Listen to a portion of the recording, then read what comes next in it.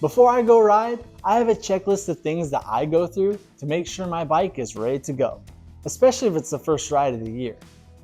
Prepping for the season includes more than just the bike, but the gear too. While strength and durability are a big deal, maintenance is also key. You have to be sure to keep up with the spokes and tighten them at proper torque. I make sure to check my spokes between every ride with the HP Tools Spoke Torque Wrench. We've got everything you need to build your own set of wheels, from Excel rims and spokes to a truing stand from Bike Master. The tires you pick are just as important as the wheels. No matter whether it's a Dunlop MX-14, a Michelin Starcross 6, maybe even an R-Trax, the goal is to go out and get the whole shot, make your buddies use all their tear-offs, maybe throw some roost on them a little bit. We got all kinds of different compounds and tread patterns for every condition.